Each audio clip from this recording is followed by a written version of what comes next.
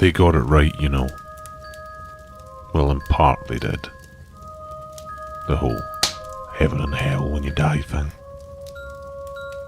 I mean, hell's a lot different, but for the most part, you guys got heaven right. First part, anyway.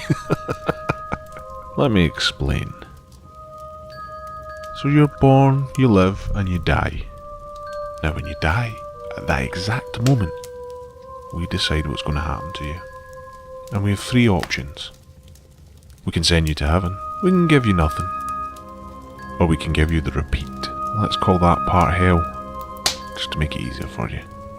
See, hell isn't an endless pit of fire, and monsters peeling off your skin. Oh, that would be way too kind. No, he had a better idea. You see, when you live your life, you will make mistakes, because you're only human. Every mistake you make and brush off as if you didn't mean it, and you will learn from it. You know what I'm talking about? The time you lied for no reason, when you hurt someone just because you wanted to. That time you flirted with your boss, even though he was married. When you upset someone because you were angry and having a bad day.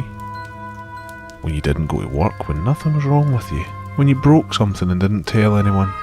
Well, that makes our decision in your final moments very easy. See, we look at your soul and the answer is right there. You do realise your brain and your soul are two different things, right? Look at it this way. Your soul is perfect. It is you in its purest form. Your brain, on the other hand, drives your body. It gets instructions from your soul and it makes a decision. Let me think of an example here. Okay, you're coming to traffic lights. They're turning red, but you know you can make it. Everyone does it. Well, your soul screams inside for you to stop.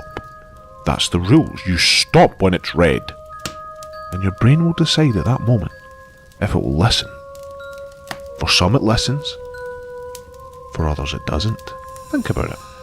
When you're young, your soul comes through clear, and if you do something wrong, you really feel it, don't you? You call that guilt? No. This is your soul crying, and you can hear it so loud in your young brain of yours. However, as you get older, you stop listening to that cry. You like doing bad things, especially when you gain something from it. Some people even enjoy the cry and do it for that reason alone. Those really bad apples. I'm going to let you into a secret. That's us, by the way. We come down from time to time to spice things up a bit. You'll notice us when we do. We have a reason for it. See, sometimes you lot need a steer. So we come down, and for the most part, we look just like you. We give ourselves human names, and we're born. You probably know us. Let me think, what have we been called?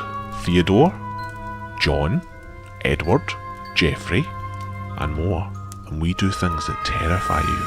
We set the bar of evil so high that it screws everything up. You see, when the brain hears about a man who has killed and raped 20 women, it's horrified.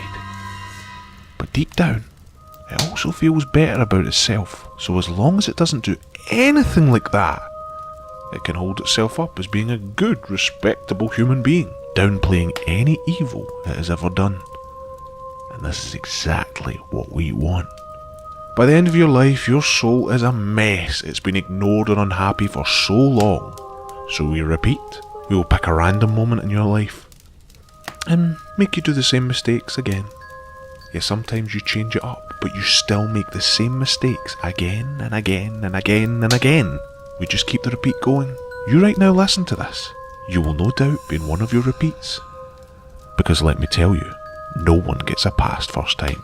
Everyone makes mistakes. Now of course your brain doesn't remember these repeats, but your soul sure does, and it suffers and suffers. It tries so hard to get the brain to listen, but it won't. Now, yous call it deja vu. Well, that is the soul trying to show you it's a repeat. And I'll admit, your brain almost nearly listens, but in the end, it'll just keep doing what it does. What it's always done. Make fucking mistakes. Now this will go on, and on, until we think your soul might just break. And this is where the fun really begins. You see, on this last repeat, we take over. Now you don't know that, but we take over everything.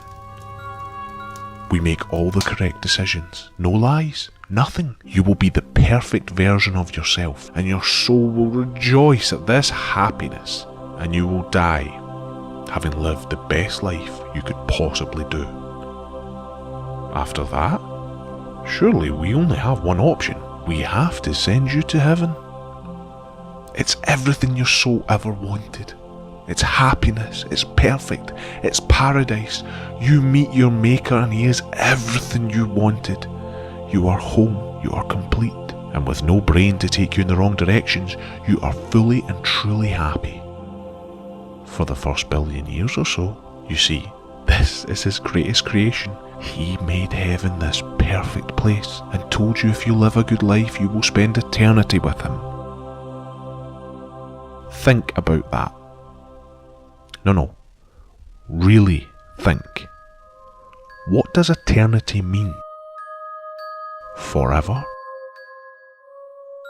Yeah, the penny's dropping. Now the first billion years, you will see everything you wanted. All the historical events, you'll meet millions of people, everything you could possibly want and more. But then a feeling comes over your soul. At first you won't know what it is. It's been so long. But slowly you come to realise you're bored, and it grows. It starts to become a torture. The same things for billions and billions and billions of years. It's been perfect for so long. You're almost numb. Too much of a good thing can be bad, am I right? So like so many before you go to him and you beg with him and you plead, please God, end this, give me nothing, I can't take it any longer, please. It's at this moment you fully realise something you've heard before but been too scared to admit. God is everything. He created everything. He knows everything. He created Satan. So God is Satan. He sees this realisation and he looks at you deep in your soul and he laughs.